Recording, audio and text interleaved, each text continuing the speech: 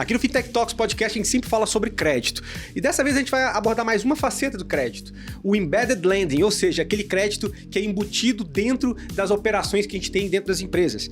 E para poder falar um pouco sobre isso e também sobre como tecnologias como inteligência artificial e novas estruturas estão sendo utilizadas para dinamizar essa relação, a gente está aqui com a Daniela Viana, que é VP de produtos da Credix, e esse papo começa logo depois da vinheta.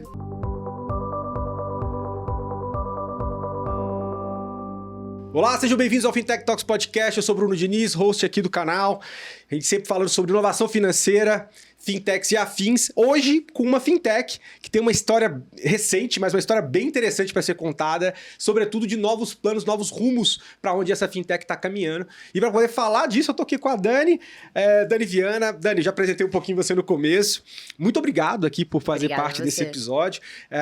E antes de mais nada, Dani, assim, a gente sempre começa tentando explorar um pouco mais sobre a história e o histórico de quem é convidado ou convidada nosso. Então, conta um pouquinho a respeito de como você chegou na Credix. Eu conheço aí os fundadores, né? Mas é bom ver também como a empresa tá expandindo aí seus quadros. E conta pra gente um pouco da sua história e, na sequência, emenda um pouco sobre o que a Credix tem feito ao longo do tempo também. Óbvio. Então, bom, obrigada por me ter aqui, é um prazer. Sobre a minha história, assim, carioca, nascida e criada, vai dar pra perceber um pouco pelo sotaque, ele não mente. Mas comecei, na realidade, a minha carreira numa pegada bem tradicional, assim. Acho que, quando a gente, até mais tempo atrás, assim, quando você entrava na faculdade, só tinham 3 opções, né? Administração, engenharia e o direito. E meu pai sempre foi consultor, então pra mim era uma carreira clássica, assim, vou ser consultora. Entrei em consultoria e, foi muito bom pra aprender, mas eu achei aquilo ali muito moroso, assim. Não tinha ação, não tinha o vamos ver acontecer, não tinha o 0 a 1. Sim. E aí, em 2021, assim, estavam todas as startups e todas elas levantando muito dinheiro. Sim. E procurando muito consultor, que tinha um perfil um pouco mais generalista. E a AD, que foi uma fintech, ainda é uma fintech de Buy Now, Pay Later enorme, investida da A16Z, Monax, etc., me achou para fazer uma cadeira de risco. Eu nunca tinha feito risco na minha vida. Adorei a proposição da empresa, que era dar crédito para pessoas que não tinham acesso a crédito na América Latina. Tinham tido uma história super legal na Colômbia e tinham acabado de entrar no Brasil. Sim. Eu falei, bom, vamos embora. Comecei como analista sênior de crédito, uma coisa assim, tipo, sei lá, associate. Fiz 2 meses de crédito, e naquela pegada de startup, passei rápido para vendas, virei head de SMBs. Construí a história de SMBs um pouco com a empresa. Virei Chief of Staff, e aí eu virei Chief of Staff no ano de 2022, que foi super legal. Foi super rápido também, né? Foi muito rápido, assim, eu entrei legal. Em 21, em 6 meses eu virei Chief of Staff do CEO.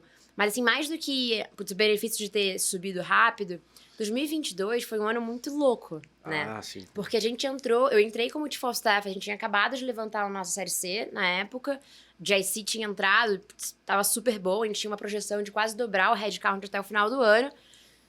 Em março, o mundo virou, dinheiro secou, os mercados, né, derreteram.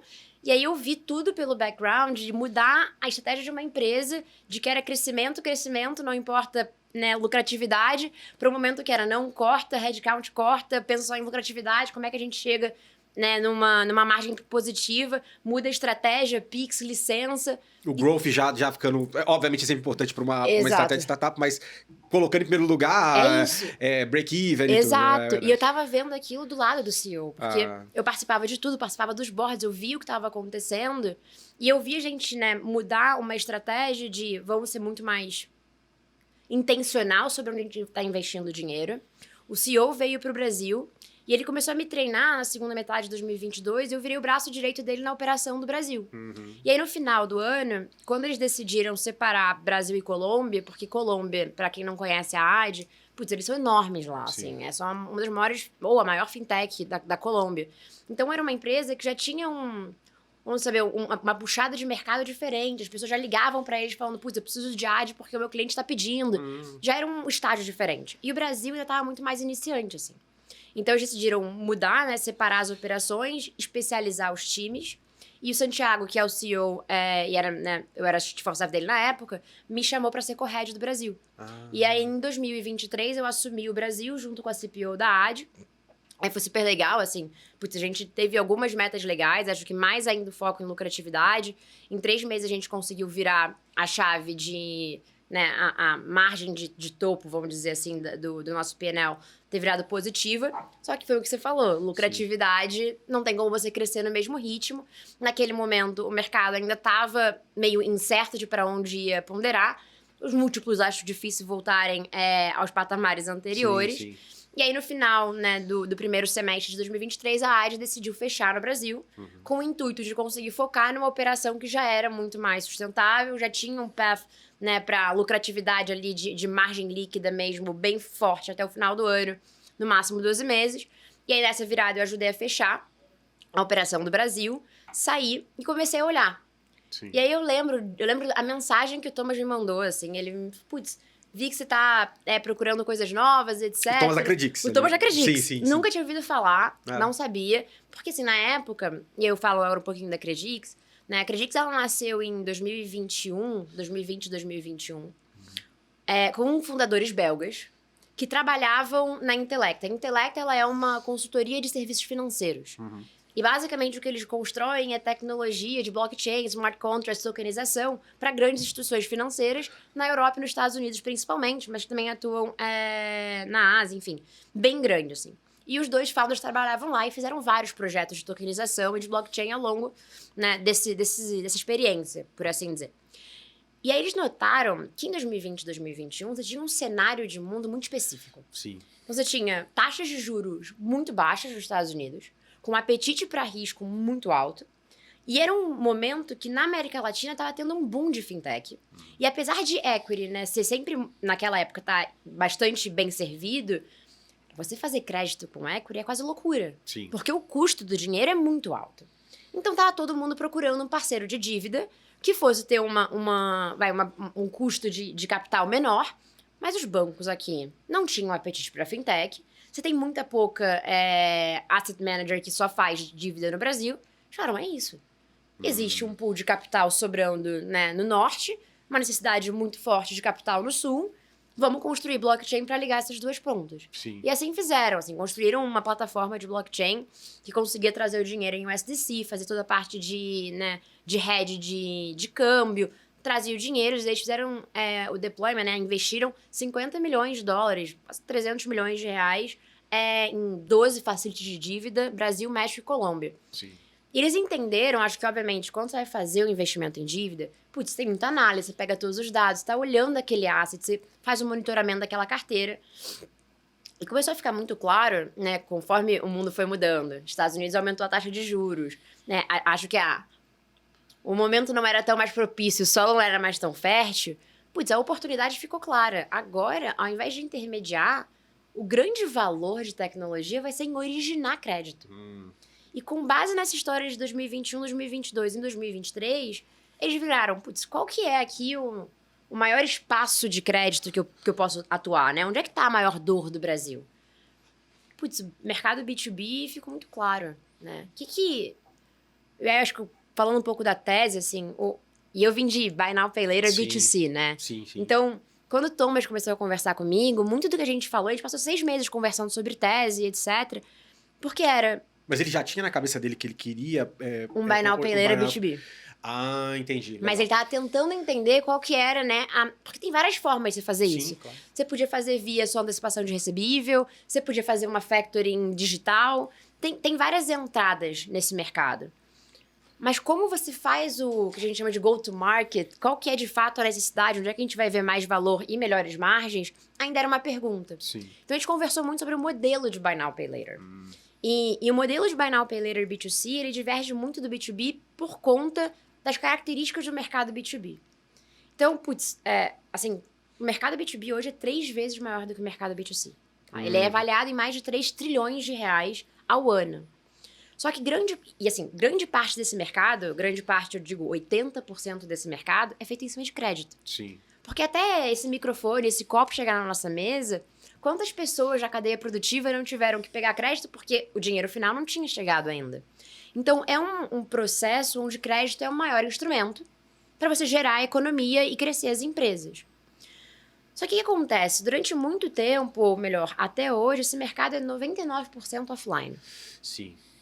E aí, quando a gente olha, por exemplo, tanto lá para fora, se a gente pegar a média Estados Unidos e Europa, 14% já é digital, ao invés de 1%. Sim. Então, existe ali Putz, a gente está uns 10 anos atrás, isso vai acontecer. Do digital, né? Porque eu acho que eu acho que é um parênteses interessante e eu queria já aproveitar e já pegar a tua visão a respeito disso, né? A gente sempre fala muito, né? E eu acho que muitos veículos de mídia deram ênfase nisso. O Buy Now Pay Later é o nosso crediário que a gente sempre fez aqui, só que 2.0, um pouquinho digital. Eu entendo que é um pouco mais além do que isso, inclusive quando a gente está falando de retirada de fricção, de modelo, de como a esteira funciona e tudo mais. Você pode dar um pouco desse parâmetro, ainda mais porque você também trabalhou numa empresa que focava nisso.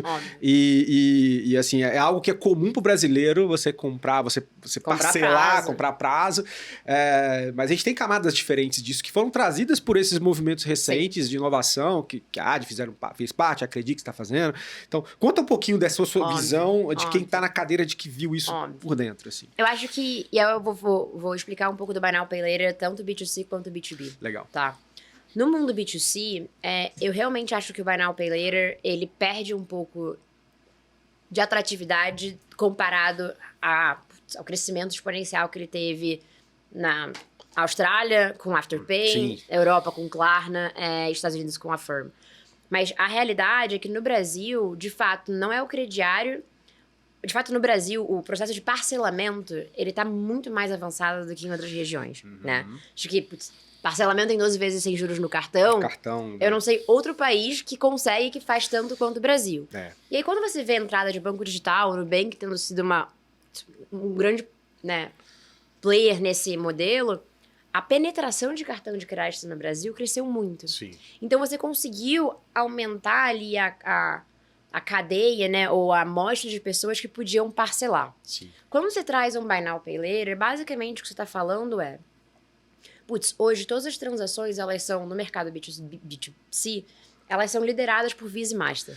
A gente esquece muito bem quem são as bandeiras, mas no fundo a gente está sempre rodando na tecnologia deles, em cima do que a gente chama do railroad das bandeiras. Sim.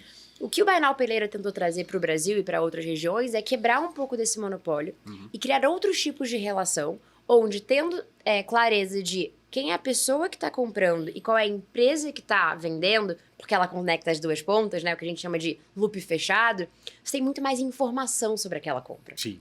Então, eu consigo, de uma forma melhor, abrir crédito. Porque imagina, quando o Nubank vai lá e dá um cartão de crédito de R$1.000, ele não sabe onde é que essa pessoa vai gastar R$1.000. Sim. Ela pode pegar esses R$1.000 e comprar, sei lá, quantos litros de cerveja. Ela pode achar os mesmos R$1.000 e colocar um curso para ela. O risco é diferente. Se ela tá colocando R$1.000 num curso de educação profissional, provavelmente ela vai aumentar o potencial dela de renda, ela vai aumentar o salário dela, isso vai gerar um risco de crédito menor. Sim. Cartão de crédito não tem isso. O Buy Now Pay Later, ele fala, putz, eu não só sei o quanto eu tô dando de crédito para essa pessoa, mas eu controlo todos os lugares que ela vai comprar. Então eu sei exatamente, por meio da transação, qual é o risco daquela compra. Tem muito mais informação ali. Eu tenho muito mais informação. Isso faz com que eu consiga dar mais crédito do que veículos tradicionais. A dificuldade do mercado B2C é que, de fato, você tem hoje o Nupay, que está fazendo algo parecido. Sim. Você tem parcelamento de cartão de crédito e você tinha o crediário, de fato. Então, é um mercado um pouco mais já tomado por players tradicionais. São daqueles... A gente está falando da seara do B2C, onde muitas vezes essas próprias empresas viabilizam ali diretamente. Exato. Né? Você deu exemplos do Nubank, outros players. Agora, o play de vocês, a gente está falando é basicamente embedded lending, né? Na verdade, embedded lending pro B2B. Pro B2B, sim. E aí muda. Boa. E aí muda porque qual que é o perfil do PME, né? Do pequeno e médio negócio no Brasil? Esse cara não tem cartão de crédito. Sim. E aí a gente pode entrar na seara do porque cartão de crédito não funciona para o mercado B2B, mas assim, fora isso, esse cara não tem acesso a crédito. Ele tem muito menos poder de barganha nas distribuidoras. Sim. Ele tá sempre espremido por margem. E ele tem o que a gente chama de armadilha de crescimento. Ou seja, não é que ele não tem uma ótima receita, ou que o restaurante dele não tá sempre cheio, ou que a academia dele não tem gente. É que o ciclo dele de recebimento é muito maior do que o ciclo de pagamento. Então, ou seja, eu posso ter no meu restaurante 500 pessoas visitando um super ticket médio, Mas se todo mundo paga cartão de crédito, em 30 dias eu vou receber da adquirente, e eu tenho que pagar todos os meus fornecedores de bebida, comida e etc. em 7 dias, Tá descasado. o que aconteceu? Sim. Como é que eu bato, né? Como é que eu fecho essa conta? Sim, sim. E aí muitos conseguem se organizar com fluxo de caixa, mas não sobra dinheiro para crescer. Sim. Então eu não abro outra filial, eu não profissionalizo a minha rede, eu não crio um outro produto, eu não invisto numa qualidade de carne maior. Eu fico preso nesse ciclo de caixa que é descasado. Sim. Então, a verdade é que no mercado B2B você tem muito menos opção de crédito. Boa. E o banco em si, ele tem um apetite muito pequeno pro PME. Porque ele não sabe avaliar. Quais são os dados que você usa para avaliar um PME? Porque vamos lá. Vamos pegar o exemplo do restaurante de novo. Sim. O que o banco vai fazer, ou uma factoring tradicional que faz só antecipação? Ela vai falar, tá, esse restaurante aqui, a nota dele no Serasa ou em qualquer biru é 500. Ele não é bom pagador. Uhum. Ele tem 4 anos de existência, ele tem aqui alguns protestos, né? Putz, esse cara aqui não é bom. Mas pega esse mesmo restaurante e vamos supor que esse restaurante seja... Vou dar um exemplo, certamente eles são ótimos pagadores, mas assim, um exemplo aqui de São Paulo que é o Espírito Santo. Sim. Putz, o chopp do Espírito Santo é provavelmente as coisas que eles mais vendem naquele restaurante. Uhum. Mesmo que esse restaurante fosse um mau pagador para, talvez, o fornecedor dele de copo, ou o fornecedor dele de guardanapo, que poderia estar impactando, né, a score dele, ele nunca vai deixar de pagar o fornecedor de cerveja. Sim, claro. Então, se o banco não tem acesso à informação bilateral da relação entre o estabelecimento e o fornecedor, ele perde muito dado. Ele não consegue me dizer se é o mesmo risco. E aí, se eu uso aquela mesma especificidade do B2C para Buy Now Pay Later, funciona no B2B. Eu garanto que eu estou dando um crédito de uma fornecedora de cerveja para um restaurante que precisa de cerveja. Sim. É muito mais objetiva essa relação e é Exato. também o tamanho do problema e acho que Exato. quando você olha o que não temos aqui de oferta também é muito evidente, né? Muito claro. Exatamente, exatamente. Então você acaba construindo um modelo de crédito que, como você acredita em todos os Buy Now Pay Later, você consegue aumentar o acesso a capital. Sim. Então essa é a realidade de qualquer Buy Now Pay Later B2B. Tá? Quando você olha lá pra fora, putz, tem o caso da Slope nos Estados Unidos, que inclusive é fundada por um brasileiro que levantou com o Sam Altman, né, um super caso de sucesso, tá fazendo a mesma coisa nos Estados Unidos. A gente segue muito, por exemplo, a Tu ou a Billy na Europa, que são enormes já, gigantes, série D, série C, que estão construindo essa rede. E a gente tá apostando de realmente, com o Buy Now Pay Later, construir uma rede de pagamento B2B. Isso é interessante, né? Porque a gente começa a ver vários ciclos, né? A gente viu uma explosão do mercado de Buy Now Pay Later B2C mundo afora, né? Que inclusive suscitou aí alguns movimentos regulatórios, inclusive, né? Exato. Assim, de tudo. A gente viu de tudo. A gente viu player comprando player, né? A gente viu na Austrália, a gente viu isso na Inglaterra.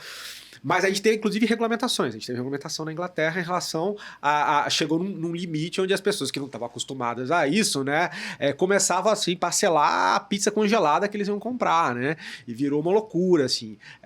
Então, a gente viu uma mexida, uma acomodação até regulatória nesses mercados, né? Obviamente, como eu falei, a gente falou, o Brasil está acostumado, o brasileiro no B2C está acostumado, mas tem uma relação diferente, porque aqui é uma herança do cheque pré-datado, que a coisa foi evoluindo e as bandeiras pegaram. Você tem muita regulação do Pix para os Buy Now Pay Later. Exato. Também. Mas, quando a gente fala isso no âmbito das empresas, e aí você citou alguns movimentos de alguns caras lá de fora que já estão olhando para esse mercado, talvez seja a próxima onda que a gente vai ver do Buy Now Pay Later aqui, né?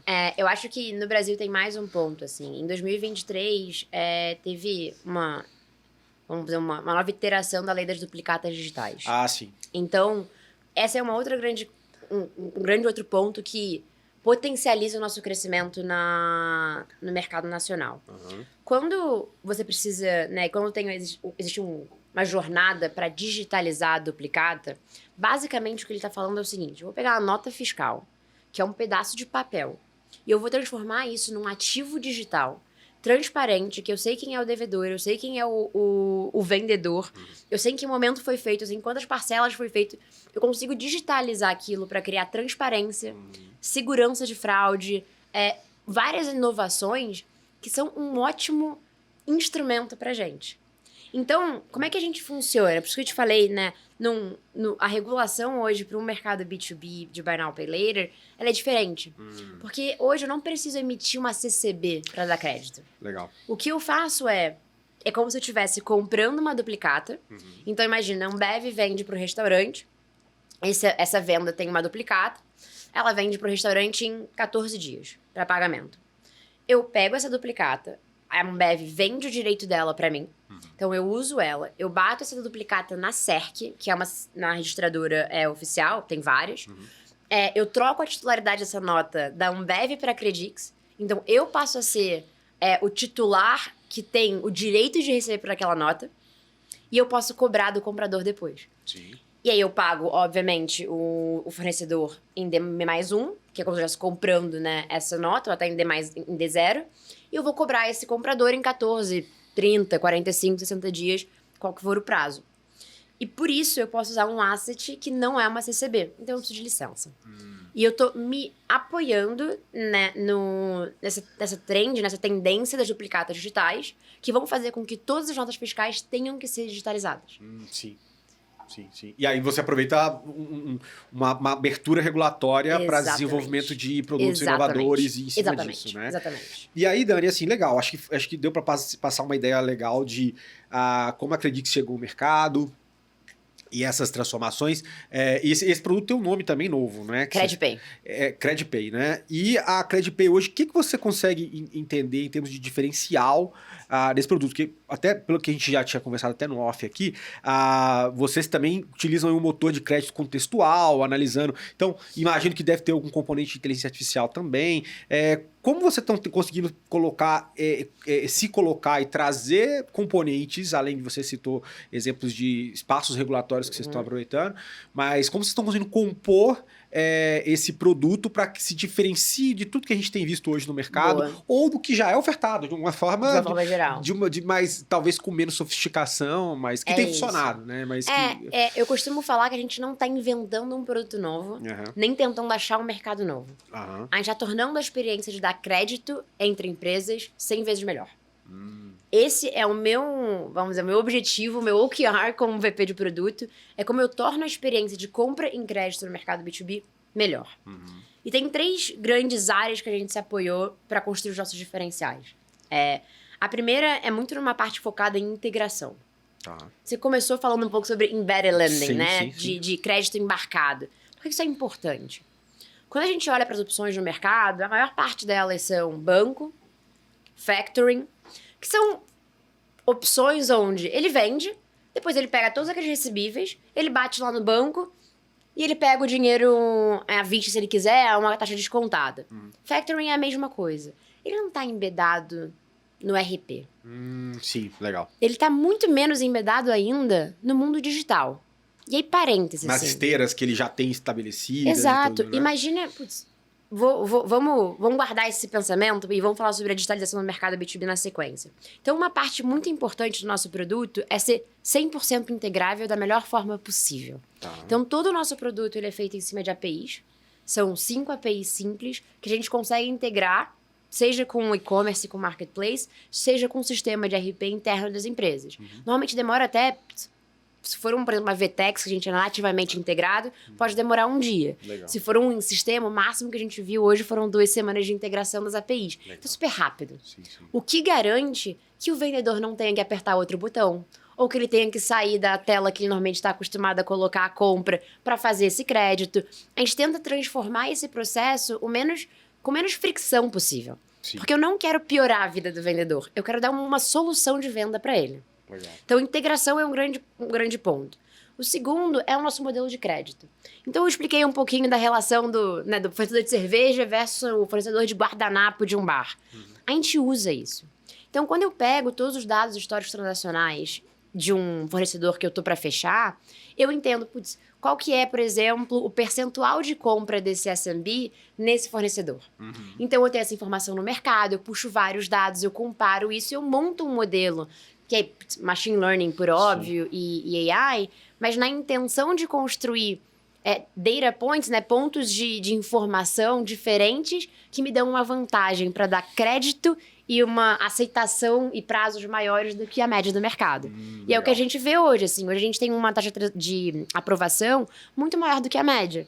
Enquanto todos os nossos concorrentes estão, né, empresas tradicionais de factoring principalmente, diminuindo a aprovação, a gente consegue manter um nível um pouco superior, porque a gente se propõe a procurar novas informações no mercado.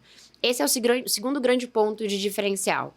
E o terceiro, que eu acho que é um que eu tenho bastante carinho, é o nosso nível de serviço. E a possibilidade dos nossos fornecedores, ou seja, as empresas que usam CreditPay para vender, de poderem, no longo prazo, não ter mais uma área de cobrança e crédito.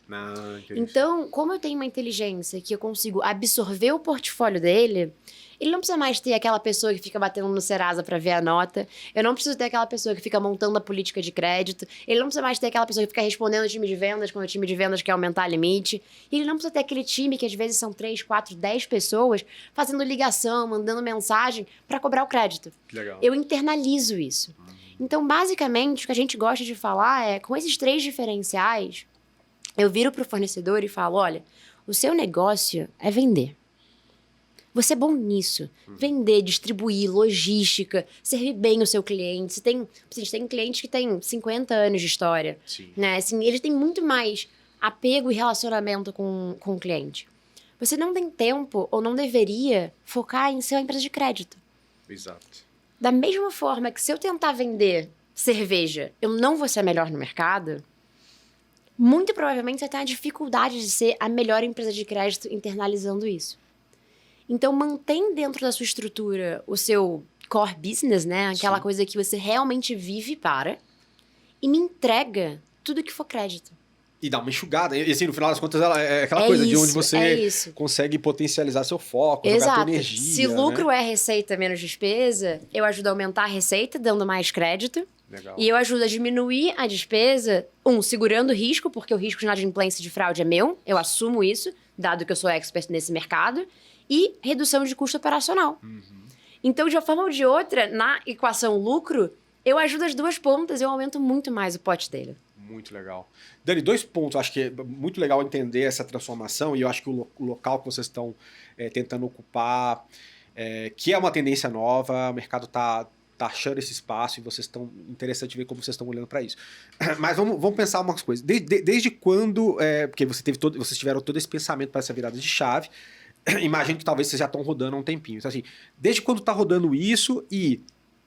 Eu lembro, e aí também vem um outro ponto dessa pergunta. Durante muito tempo a gente falava muito da Credix. A Credix se apresentou no mercado como um player que focava muito na tecnologia blockchain também, né?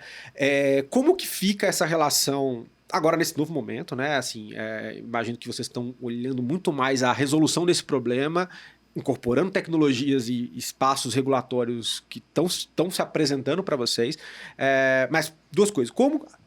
Desde quando vocês já estão nessa nova configuração?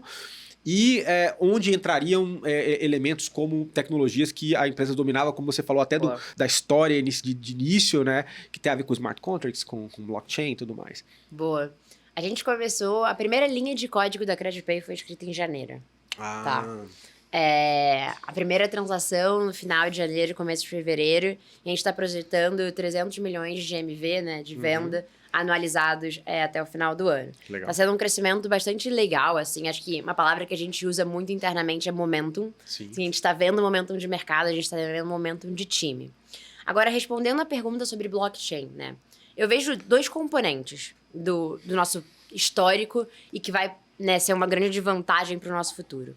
Quando você pensa em tecnologia de blockchain, smart contract, e até utilizar crédito em cima disso, você tem que ter algumas skills, competências muito boas no time. Sim. Acho que a primeira delas é uma capacidade de desenvolver tecnologias de processamento muito boas.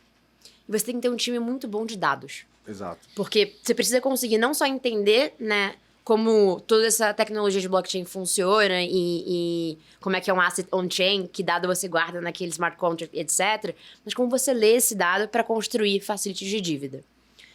Acho que a primeira coisa é todo o nosso histórico em tokenização e blockchain transformou a gente num time muito bom em processamento de dados, processamento de transação e inteligência de dados. Então, a primeira coisa é muito claro que a construção desse time, e é o mesmo core time, assim, acho que tem muita gente que está aqui há mais de 2 anos, está construindo um novo meio de pagamento. Sim. Então, acho que em termos de skills, isso é muito importante. A tecnologia em si, ela pode ser muito utilizada no nosso mercado. Quando a gente fala de Drex e etc., tem toda uma parte de tokenização dos ativos para gerar confiança, para gerar segurança, para gerar reliability, né? Essa parte de redundância e etc., que a gente pode utilizar no futuro. Só que não adianta a gente tokenizar os assets se o Brasil ainda não está pronto para isso. Sim. Então, o que a gente está esperando a tecnologia está pronta, ela está em stand-by, tem alguns ainda, né, algumas facilities do nosso passado que a gente ainda está fazendo a manutenção, então ela continua sendo presente e melhorada, mas o foco agora é entender qual que é o produto que a gente vai conseguir colocar em cima da blockchain daqui a 5 anos, Sim. sabe? E uma vez que a infraestrutura de Drex estiver disseminada, porque de fato vai virar um layer aí, uma camada, pelo menos a pretensão aí do Banco Central, poxa, que vai tá dentro das instituições tradicionais, das novas, Exatamente. a economia vai rodar em cima dela. A gente vai estar... E vocês já sabem fazer, a gente vai né? estar ali na fronteira de inovação. E assim, por causa dessa história, né, por conta dessa história toda, os founders e a Credi se tornaram muito próximos do Banco Central. Sim, legal. Então, a gente tem muita abertura com eles, com a agenda que está acontecendo. A gente mantém essa conversa muito viva para entender qual vai ser o momento, né, e qual vai ser o momento de oportunidade certo para construir isso em cima de blockchain. Legal. A gente falou um pouquinho sobre questão de regulamentação. A Drex também a gente fala de infraestrutura, um pouquinho casado. Mas como vocês olham horizontes regulatórios e eventuais licenças que vocês pensam em perseguir, olhando para o mercado? Eu acho que vai depender muito de para onde a gente quer apontar em termos de outros pagamentos que a gente pode ter na nossa rede, né? Obviamente, se em algum momento a gente quiser ir para um Pay Now, sim. Existe ali uma necessidade de uma licença de Pix indireto. A gente está, né, muito próximo das maiores instituições de banco, a gente usa uma infraestrutura de BaaS muito importante para o nosso processo, mas hoje, para os próximos 12, 24 meses, não tem nenhuma grande licença que a gente poderia tirar para manter a operação. O que eu acho que é legal mencionar aqui é que fora do processo regulatório, tem uma outra tendência que é muito importante para o mercado B2B, eu acho super interessante, se tiver qualquer dos seus ouvintes aí que estão nesse mercado B2B, que a gente tem percebido. A Ambev, há 5 anos atrás, ela construiu ou desenvolveu o que ela chama de BIS hoje. Sim, né? sim, conheço. A plataforma da BIS. A plataforma da BIS, ela veio para digitalizar todo o processo de vendas da Ambev. Eles notaram que não era nem um pouco escalável para chegar em todos os SMBs ter 75 mil vendedores na rua. Claro. Tinha um momento que você não ia conseguir mais melhorar a margem. Então, eles desenvolveram uma plataforma e ressignificaram o papel do vendedor, que virou muito mais um consultor. Legal. Então, ele visita os lugares para entender, como é que vai o meu trade marketing, como é que eu vou construir isso daqui, ajudar, né, o SMB, o PME a escolher a cerveja, a quantidade, mas todas as compras são feitas na plataforma. E a BIS está fazendo isso. A Unilever fez isso com a Compra Agora. A gente vê uma Juntos Somos Mais que está digitalizando o processo de compra de Gerdau, Votorantim e Tigre. Você vê muitas indústrias escolhendo um caminho de digitalização. E aí você pensa, se o mercado B2B é 80% feito em crédito, as empresas só vão conseguir se digitalizar para tirar proveito de dado, para melhorar as margens, para melhorar o processo de vendas de forma geral e a experiência do consumidor, né, do SMB, se eles souberem fazer crédito digital. Como é que você faz crédito digital se você é uma empresa que fez crédito offline a vida inteira? Tem vários aprendizados, várias fronteiras aqui que tem que ser desbravadas nesse sentido. Exato. Né? Então, a gente começa a se tornar o parceiro que vai ajudar esse processo de digitalização. Então, acho que a regulação em algum momento vai tender para esse lado e vai olhar mais para esse lado. Hoje ainda é muito pequeno, é 1% do mercado. Mas a gente acredita que para onde esse mercado está andando é um pouco para a proporção mais parecida de lá fora. 10, 15% de digitalização. Legal. Eu gosto de falar que eu vejo o mercado B2B passando pela transformação que o mercado B2C passou em 2000. Sem dúvida. E com o mercado com muito mais consciência dessa captura desse dado, do uso inteligente dele para potencializar outras frentes de negócio que a empresa tem, para ajudar a moldar até desenvolvimento de novos produtos e tudo, né? Porque todo mundo adora falar de inteligência artificial. Assim, não se faz inteligência artificial sem dado. É o combustível de tudo isso, né? Então não tem como a gente evitar dissociar uma coisa da outra. Mas aí você citou o exemplo das integrações que vocês fazem, e aí você citou o exemplo da Vtex, né? Tem alguma relação específica com essa empresa ou não? E também entender como é que é o fluxo comercial, assim, como é que vocês miram, quem que é o cliente ideal aí para vocês, como é que vocês atingem ele, e eu acho assim, esse ciclo mesmo porque eventualmente esse cara já está plugado com alguma alternativa de crédito tradicional no mercado, você já mostrou alguns dos benefícios, a gente meio que internaliza uma área sua para resolver isso, mas só para poder também, quem está, nossa audiência aqui, legal, vocês são os players novos, o que vocês estão fazendo diferente até na movimentação e nesse speech, no approach junto com essa turma? Legal. Então, respondendo talvez pela Vtex, assim. A Vtex, hoje a gente é um parceiro Vtex, então a gente está homologado dentro da plataforma. O que significa que qualquer e-commerce B2B que seja feito em cima da plataforma da Vtex, ele consegue integrar com a gente usando uma chave API. Legal. Então, isso diminui ali toda a fricção de integração e faz com que seja muito mais fácil começar um teste, começar um piloto, começar a ver as coisas acontecerem.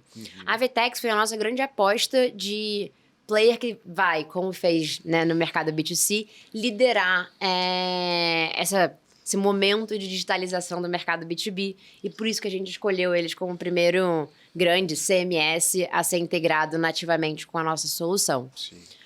Isso acho que fala um pouco da nossa estratégia de go-to-market e qual é o perfil de cliente que a gente quer, né?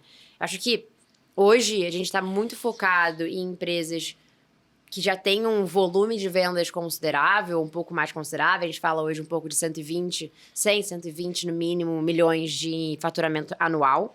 Então, isso dá pra gente um pouco mais de escala para testar o crédito. Sim. Normalmente são empresas que já entenderam o valor do crédito, porque também tem isso. Às vezes as pessoas não conseguem entender o valor do crédito para o SMB. Então a gente consegue ajudar elas no processo de digitalização. Então eu entro em distribuidoras ou indústrias. A gente está bastante focado em 3 grandes mercados, mas de forma geral a gente pode utilizar a nossa plataforma para qualquer indústria. Hoje muito na parte de food and beverage, né? Alimentação, frios, secos, frutas, vegetais e legumes também. E bebidas. Uma parte de cadeia automobilística, então de quem está vendendo as peças para a oficina, né? A gente tem um nome que a gente adora, que é um cliente super querido nosso, que é a Mecanizou, que está fazendo ali um e-commerce para as oficinas aqui de São Paulo. Realmente conseguir gerar para as oficinas esse benefício. E o terceiro é muito ali na parte de eletroeletrônicos. Então, hoje a gente trabalha, por exemplo, com a Nagem, que é uma grande distribuidora, que oferece o crédito digital na ponta. E a nossa ideia é encontrar os distribuidores que já entenderam que ter um processo automatizado de crédito tem benefícios de custo, tem benefícios de venda, e que vão utilizar essa inteligência para se tornarem digitais.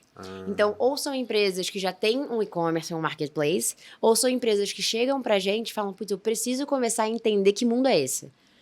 Me ajuda, cria inteligência e vamos construir essa história junto. Então, acho que nos 3 pilares que eu falei, um deles era serviço, é um pouco do que a gente faz. Sim. É entender, putz, como é que eu te ajudo, como é que a gente pode construir uma estratégia digital que faça sentido e como o crédito vira um pioneiro nisso. Que é um pouco do ICP, assim. E como é que você... Porque, assim, super legal e entendendo também todo esse poder do dado que você colocou, né? Como é que vocês, de certa forma, sentam junto com esse cliente para poder alavancar a capacidade de inteligência dele por cima desses dados? E como que isso, transversalmente, é repassado para os setores que você atua? Porque, imagina, quanto mais você pegar e atuar com players do food and beverage, vocês vão ficar melhores naqueles, enfim, dos detalhes do segmento e tudo mais. Como é que vocês pensam isso, ou como vocês sentam? Isso é algo que tem um ponto de contato frequente, ou é algo que vocês só colocam debaixo do capô de vocês, isso vai rodando e o benefício é para todo mundo? Não. Acho que tem 2 pontos importantes nessa pergunta, assim. A primeira é que hoje o nosso crédito ele é bilateral. Uhum. Então, por exemplo, diferente de como era na AD, no B2B, no B2C, quando eu trabalhava lá, né, hoje você tem um crédito como cliente que você pode usar em todos os fornecedores que a AD tem. Uhum. Então, eu tinha R$1.000 de crédito, eu podia comprar na época numa Carmen Stephens, numa Chili Beans e usar aqueles R$1.000. No mercado B2B, a gente entende que o crédito ele só faz sentido exatamente porque a gente usa a parte contextual numa relação bilateral. Uhum. Então, um restaurante ele tem um crédito com a Ambev, ele tem um crédito com a Nestlé, ele tem um crédito com qualquer outra distribuidora. Eu não compartilho, ele tem um crédito, obviamente, né, universal dentro do nosso sistema, mas eu não compartilho esse cliente entre os fornecedores. Sim. Porque eu entendo que, né, a relevância da Ambev para ele talvez seja diferente da relevância da Heineken, por exemplo, dependendo de qual é o bar, onde ele tá, qual que é o estilo do cliente final. Uhum. Dito isso, qual é a inteligência que a gente constrói para os nossos clientes? A gente tem alguns pontos. Como a gente recebe base de dados, a gente analisa a base de dados com recorrência, o nosso time de account management, né, a parte de gerentes de contas, que eu gosto de falar que a gente tem um modelo Amazon. A Amazon entendeu que depois de um tempo ia ser muito difícil ela aumentar em market share em novos clientes. Ela tinha que fazer os clientes dela crescerem. Sim. E assim ela ia crescer com o market share. A gente tem uma história, uma pegada bem parecida, assim. Então, a gente pega os dados, a gente olha e fala, olha, aqui nesse percentual aqui da sua carteira, esses clientes costumavam comprar, tô inventando dados, tá? Vamos usar o exemplo. Eles costumavam comprar uma vez por semana. Fazem 45 dias que eles não compram. Putz, vamos tentar dar um benefício a mais de crédito ou aumentar o prazo em X dias para ver se consegue reativar esse cliente? Então, a gente começa a estruturar, junto com o time de vendas, uma estratégia, né, com eles, onde crédito pode ser um alavancador. Que legal. Ou, por exemplo, putz, me manda... A gente fez isso faz pouco tempo. Me manda uma lista dos seus principais clientes. Aí mandou pra gente os créditos, putz, são, sei lá, 80-20 ali da carteira. A gente rodou com o AI uma análise para pegar todos os outros potenciais restaurantes que não estavam na carteira, que tinham alguma similaridade com esses maiores clientes deles. A gente já fez a avaliação de crédito de todos esses clientes e falou, por que você não entrega pro seu time de vendas e vai lá na rua tentar ativar esses caras com crédito? Então, eu começo a virar um parceiro de vendas. O provimento de um crédito inteligente que tem, que alavanca outras oportunidades. Porque senão só o CFO gosta de mim. Porque Claro. ele vê ali um melhor fluxo de caixa, um custo um custo melhor, uma relação melhor de headcount. Ele tá pensando, né, ali no PNL dele, onde é que tá a margem. Mas o diretor de vendas, ele quer vender. Ele tem uma meta para bater. Então, a gente tenta criar esse produto onde eu facilito a vida, né, do diretor financeiro e eu potencializo o bônus do diretor de vendas. E outra coisa, assim, falando desse mar de dados e de inteligência que vocês estão navegando, e aí você falou sobre integração, por exemplo, com ERP. Isso também passa por vocês para poder potencializar essa capacidade de vocês entregarem contextualidade e tudo mais? Como é que esse bem bolado encaixa vocês já fazem essa parte de crédito e esse crédito com um potencial de alavancar negócio, de gerar venda e tudo mais. E na outro lado a gente tem as informações de ERP que no final das contas é o pulso da empresa, que você bota o dedo.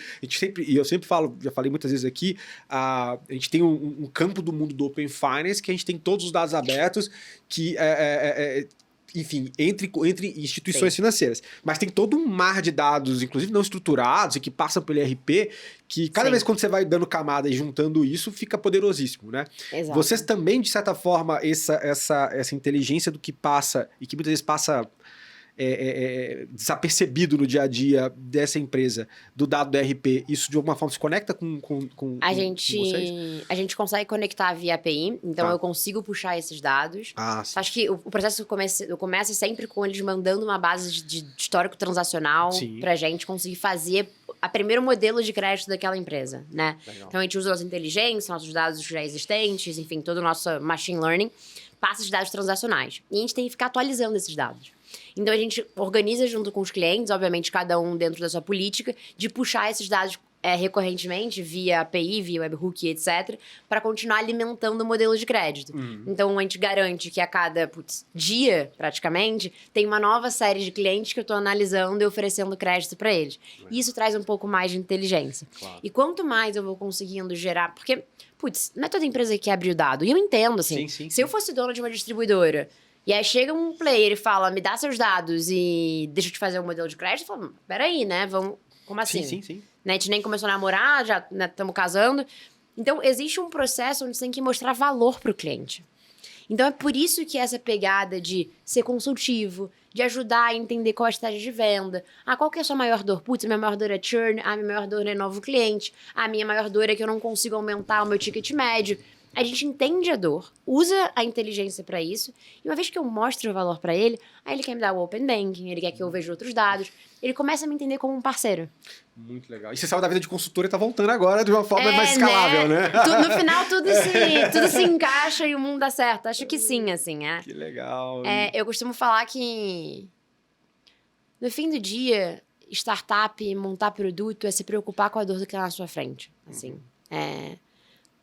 Acho que produto é uma área onde se colocou muito nome, se colocou muito framework, se colocou muita coisa, mas no fim do dia é resolver problema e gerar impacto. Sim.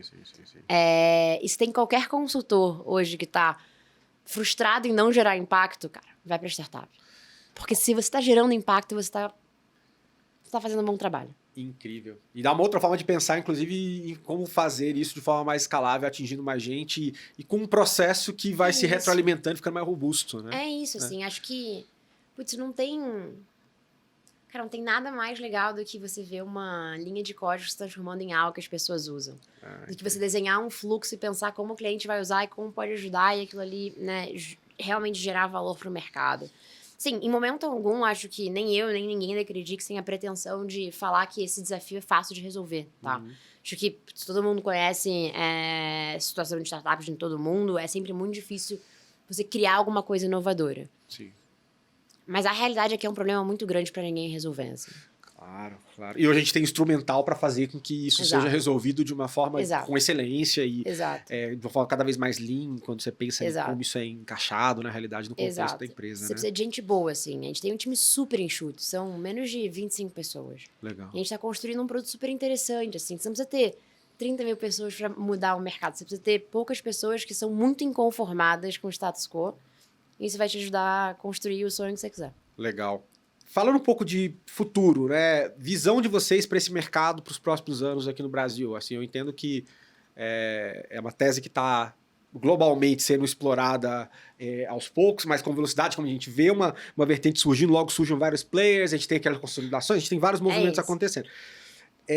Para onde você vê esse mercado nos próximos 2 anos? Assim, a gente sempre tentando um time frame menor, porque 3, 5 a gente nem fala disso. Não dá nem para imaginar, né? Mas num time frame um pouco menor e eventualmente, assim, dadas as dinâmicas, a gente sabe como isso vai rodar no Brasil por tudo que você falou, poxa, a gente tem duplicata eletrônica, a gente tem tudo rolando. Tem tokenização da economia, que é mais um step, né? Que vocês ainda podem turbinar isso aqui. Então eu quero essa visão de como vocês olham o mercado de uma forma como um todo, como vocês vão navegar isso no plano de vocês, e também pensando em competição e eventualmente até explorar outros mercados, América Latina, por exemplo. Boa. É engraçado, eu li alguma frase esses dias que falava, quando você começa a sentir os sinais de PMF, né, que a gente chama de Product Market Fit, quando você sentir o sinal de que o mercado quer o seu produto, corre. Porque se você tá vendo os sinais, muita gente também tá. E aí, no final do dia, é sempre sobre velocidade de execução e qualidade de execução também. Isso quer dizer que eu vejo que vai ser um mercado que vai ter bastante concorrência e bastante player. Acho que no mercado de 3 trilhões tem espaço para muita gente também. Mas é um mercado que eu acho que tá crescendo bastante. O que eu vejo durante 2 anos, tá? Eu vejo a consolidação dessa tendência de digitalização no mercado B2B. Quando eu olho, por exemplo, de novo, vou mencionar a Beans, porque eles têm uma estratégia, inclusive, de começar a vender a plataforma para outras indústrias. né? Legal. Denominados dentro de casa estão entrando. Exatamente, que eles chamam de 3P, onde eles fazem, né, a tecnologia para outras indústrias conseguirem chegar no SMB. Então, acho que o primeiro grande ponto da nossa tese é a digitalização ela vai acontecer. ela pode demorar mais de 2 anos, mas ela certamente vai começar a acelerar ao longo de 2025 e 2026. Isso quer dizer que as outras indústrias e distribuidoras, quando começarem a ver os grandes players movendo para o mercado de digitalização, vão precisar chegar lá. E para chegar lá, eles vão precisar tanto de players como uma VTEX e uma BIS para potencializar, né, e proporcionar essa digitalização, ou até o fenômeno de full commerce, que está crescendo bastante no Brasil, vários full commerces aparecendo, e não precisa de crédito. Claro, claro. Então, hoje a gente vê E aí, como a gente quer entrar, é realmente podendo ser a melhor opção de crédito digital para essas empresas que querem começar a se alimentar dessa onda de digitalização. E o segundo é, por conta da digitalização das duplicatas eletrônicas, a gente vê que vai destravar muitos recebíveis que hoje estavam ali em um contrato de gaveta que ele fala com o seu amigo dele que quer comprar prazo. Não, faz um contrato aqui, o mês que vem eu te mando uma cobrança. Onde é que tá essa duplicata? Esse cara nunca vai conseguir antecipar esse dinheiro. E não tem inteligência nenhuma nisso, tá totalmente... Não tem. Então, assim, hoje são trilhões que estão sem poderem ser antecipados num banco, por exemplo, assim, porque você não tem digitalização dessa nota fiscal. Sem dúvida. Então, essa tendência de mercado, ela vai abrir um mar ainda maior de duplicatas eletrônicas que vão estar, né, suscetíveis a serem antecipadas e, portanto, podem utilizar uma operação de crédito. Sim. E quando você constrói uma digitalização dos instrumentos financeiros e uma digitalização do meio de comércio, né, que aí por si só são os e-commerce e marketplaces, a gente vê que é um combo muito claro para aumentar ou para dar oportunidade para produtos digitais de crédito. Sim. Dito isso, o trabalho é ser o melhor de todos. Que demais. Não, é incrível. Surfando uma onda que tá se configurando agora. Exato. Acho bem promissor esse caminho e legal também poder dividir isso com a audiência, porque é um mercado que vamos ouvir muito falar dele, espero, nos próximos anos. E Dani, a gente tá chegando perto do final aqui do papo. Foi um papo que voou, né? Rapidinho a gente vê ele já chegando. Eu sempre peço aqui para quem vem conversar com a gente, poder deixar uma mensagem que sintetiza um pouco do que você veio falar aqui para a audiência, ou pode ser um institucional. Aqui, o momento é teu e a câmera também. Então, esse momento é só meu. Então, beleza, peraí. Direta, então fica à vontade. E, novamente, muito obrigado aqui pela participação. Obrigada a você, foi um papo super legal. Eu adoro falar sobre esse assunto, então não foi nem um pouco esforço, foi o máximo. Que demais. Mas um pouco pra câmera, talvez. Então, acho que a ideia aqui é falar que, digitalização e inovação financeira é algo que o nosso país está sempre na frente, assim, Acho que esse é um dos maiores marcos do nosso país hoje, é a inovação de instrumento financeiro, é onde a gente está na frente, é a nossa capacidade de infraestrutura bancária. E poder estar construindo um produto junto com uma empresa que quer realmente potencializar isso é incrível. E a nossa maior missão, nossa missão que não só fica escrita na parede, mas é o que a gente vive todo dia, é uma missão de crescer negócios na América Latina. Então, o nosso objetivo com o crédito não é, como muita gente fala, né, ganhar dinheiro nos juros, é realmente ajudar a economia brasileira a crescer, resolvendo aquela ameaça de crescimento, onde o descasamento de caixa impede que as PMEs consigam se potencializar, melhorar a sua qualidade de vida, melhorar os seus negócios. Então, não esquece nunca de procurar e pensar como é que eu consigo alavancar o meu negócio, alavancando o negócio do meu cliente. Porque no fim é isso. No fim, você cresce enquanto fornecedor, seja uma distribuidora, seja uma indústria, oferecendo mais oportunidade de crescimento para a pessoa que compra com você, ao invés de comprar uma vez, comprar 2, comprar 3, comprar 50% mais. E a gente consegue ser o parceiro para isso. E é um prazer conseguir ver tantos PMEs hoje utilizando o nosso produto e gerando, talvez, espero um negócio melhor para elas e para a vida delas. Maravilha. Muito obrigado, Dani. Você que acompanhou até aqui, espero que tenha gostado também. Essa revolução que a gente vai ver no mercado de PMEs, enfim, o mercado B2B, passando por essa transformação no Embedded Lending. Se você gostou, deixa seu like, faça inscrição aqui no canal e encaminhe também esse vídeo para alguém que você entende que pode se beneficiar dessa nova fronteira que está sendo navegada em termos de inovação financeira. Forte abraço e até a próxima.